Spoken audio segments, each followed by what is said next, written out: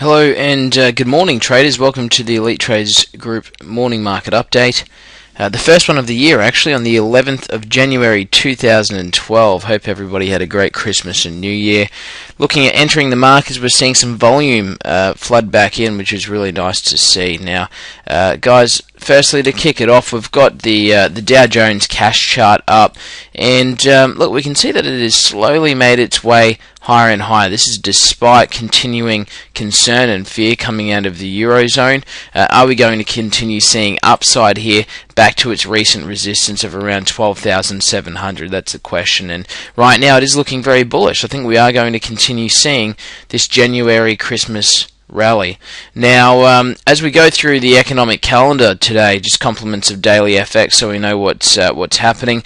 Today is Wednesday. For here, we've got German real GDP growth out tonight at 7 o'clock Sydney time. Tomorrow we've got the Fed's beige book, some crude oil inventories as we can see, and then moving forward later in the week we've got Chinese CPI on Thursday, followed by Chinese GDP and retail sales and industrial production on Friday. Most definitely, those are announcements that are going to affect the Asian markets and also the Australian dollar as well, so we'll be keenly watching those. Going back to current market conditions, we are seeing a bit of choppiness across some of the grains. I'll bring up, for example, March corn. As we can see over the last few days, we've seen a bit of consolidation there, but still is looking very, very bullish.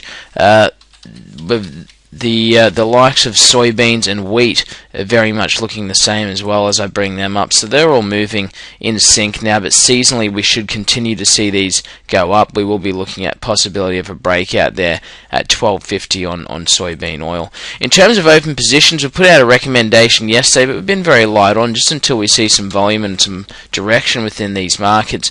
We're actually looking at going short in December 2013 3-month euro dollars.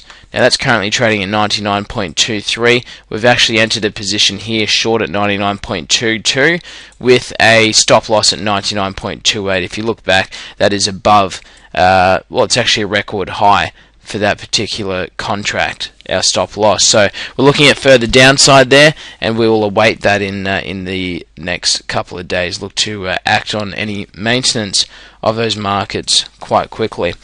Turning over to crude oil, and there's been a lot of it's been a discussion, a lot of debate around crude oil in light of the sanctions imposed by the US and the UK, and also the pressure of China to impose those sanctions as well against Iran. So should we see more come out of that, then crude oil can most definitely put on a lot of weight very, very quickly. But right now we're seeing still further consolidation as we see a lot of uncertainty come from that story. So I think more so dictated by what we see in the US dollar and equities markets for the time being.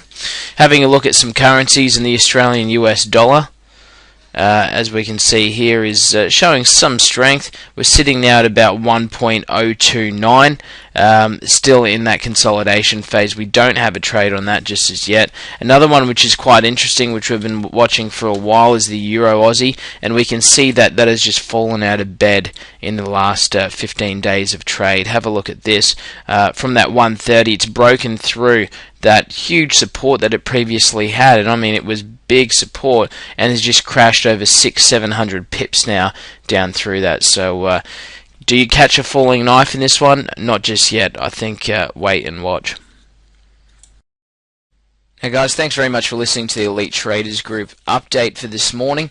Look, if you're wanting to receive live trade recommendations, if you're wanting discount full service broking and some of the lowest margin requirements in futures, foreign exchange and CFDs in Australia or even internationally, contact us to subscribe. Don't hesitate to send me an email, dib@halifaxonline.com.au.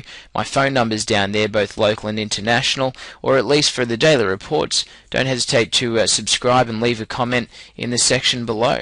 Thanks very much for your time, everyone. We'll chat again tomorrow. Cheers.